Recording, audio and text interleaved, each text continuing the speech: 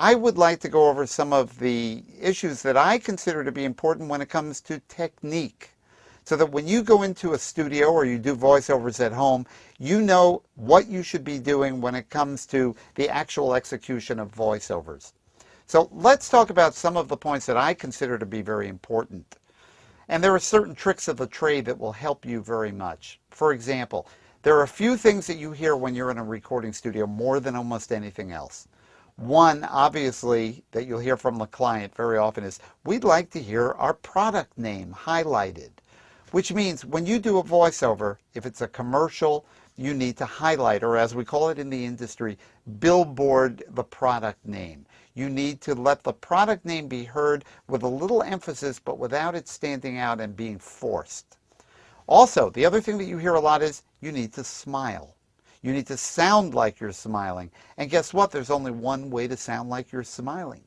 The only way to really sound like you're smiling when you do voiceovers is to put a smile on your face, which of course is why voiceover people all have this weird grin on their face when they're trying to sound happy. It's very difficult to force a happy sound by not smiling. Watch this. If I were to say, come in and see us, you'll be glad you did, without a smile and trying to smile, here's how it would come out. Come in and see us, you'll be glad you did. That sounds very phony. However, come in and see us, you'll be glad you did. There's a big difference. So you need to smile when you do voiceovers. Very, very important. And it's important to begin a voiceover, whether it be a commercial or a narration, with something that gets the listener's attention right off the bat.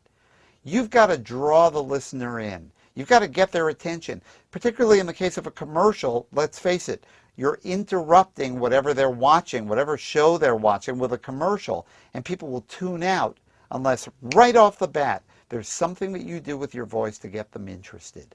And one of the things that you can do is to begin at a somewhat high pitch level. The movie theater has been a much needed refuge, is how that begins. If I were to start that sentence like this, the movie theater has been a much needed refuge, I would be falling into a terrible trap, and I'll tell you what the trap is. It's important to have variety of pitch throughout every sentence. But if you begin a sentence at a low pitch level and you try to get out of it, the movie theater has been a much needed, that sounds absolutely ludicrous. If, on the other hand, you begin, the movie theater has been a much needed, then your ears have acclimated to that height of pitch that you established at the beginning. You can relate back to that and go up and down from that point, and it sounds perfectly normal. The movie theater has been a much needed refuge. Add to that a smile. The movie theater has been a much needed refuge. Now, we're putting some feeling into it. The movie theater has been a much needed refuge. However, you want to be very, very careful to read ahead. Whenever you're reading a narration, a commercial, any voiceover, if you look at each word, one word at a time as you come to it, what you read will never sound fluent. The first thing they teach you in radio broadcast school is to be looking way ahead. Always read ahead so you get the gist of the sentence before you get there. So now, if you're reading ahead, put a smile into it, begin a little bit higher. The movie theater has been a much needed refuge. We're way ahead of the game. The second thing that's very, very important when considering fluency is not to sound like you're reading. How do you not sound like you're reading? A lot of people think that there are two ways to read. One is to read as if an announcer were reading, and another is to read as if you were reciting a speech. Wrong. The way to read when you're doing a voiceover is to sound natural, conversational, as if you were talking to your best friend. If you're reading a narration about Cancun, Mexico, imagine that you were just at Cancun and you're recounting to a friend how great it was. If you sound like an announcer, you're going to sound as phony as a $3 bill. And even the successful announcers of today all try to be more conversational. Look at James Earl Jones and Donald Sutherland. Donald Sutherland, the person who does the Volvo ads, I'm sure you've heard him, doesn't get all the work that he gets because he's very exciting or because he's dynamic. He gets it because he's believable. And that today is very important. When producers out there work with new students, they very often say to their students, you need to be very expressive when you speak, when you do voiceovers. The problem is, great, good and fine to be very expressive, but you get all these people out there who've never acted a day in their life. They hear that they should be expressive, and they become too expressive. And you take a simple phrase like, I'm getting into my car now. The way I would normally say that would be, I'm getting into my car now. But people read it, and they start reading in a very different way. I'm getting into my car now. Haven't you heard people on the air who actually sound like that? And they're doing commercials, and how they get the work, I'll never know. They've got to be marketing themselves very, very well. Be who you are. That's my philosophy. And some of my colleagues may take exception to that.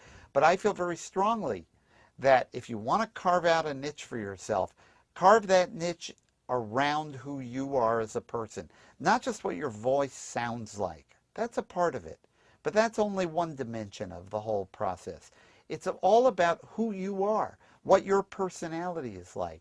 And if you can take your voice and personality, mix them together, and develop a niche that's all about you as a person, then you've got something. If you don't know yourself, if you haven't found yourself in life, chances are you might not be able to find a niche for yourself in the voiceover industry. There comes a certain degree of confidence that's important in developing a voiceover niche. But if you do know yourself, and if you do have a niche and a style that's all about who you are, you will find that others will find you to be an attractive commodity in the voiceover industry today. Another factor that I think really helps a lot is to add a little mystery to what you're reading. If you begin a sentence at the top of your lungs, the movie theater has been a much-needed refuge. You know what? People tune out to that. We haven't yet shared with the public the fact that we're talking about the Paramount Theater. This is a narration about the Paramount Theater. And because we haven't yet disclosed that fact to the listener is involved in trying to determine what we're talking about. We're setting up a little mystery. And therefore, it's totally appropriate to be a little bit mysterious with your voice. The movie theater has been a much-needed refuge. Think of some of the people who do voiceovers out there who have been doing them for years. Casey Kasem, remember Casey Kasem on American Top 40? He didn't go, coming up next on American Top 40 with his full voice. He went, coming up next on American Top 40. And a lot of the people who are out there doing voiceovers today use that technique. It creates a mystique. It creates a little bit of magic, and it's very intriguing. And it really grabs the listener's attention. So all of those factors, being yourself, most importantly, reading ahead, being a little bit mysterious and a little bit breathy, and putting a smile into what you read, and starting a little bit higher, and having some variety, and most of all, not sounding forced and not sounding unnatural, but just reading in a very fluent way, in a very conversational way. And maybe being conversational is the key to the whole thing. Put your heart into it.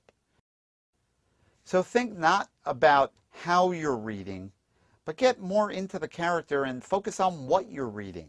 When you see a biography on A&E or on the History Channel or on the Biography Channel, we feel that the person who's reading the narration is somehow involved in the person's life and really cares and believes about what they're saying. I want you to feel the same way when you're reading anything. Pick up the phone book and read it with feeling.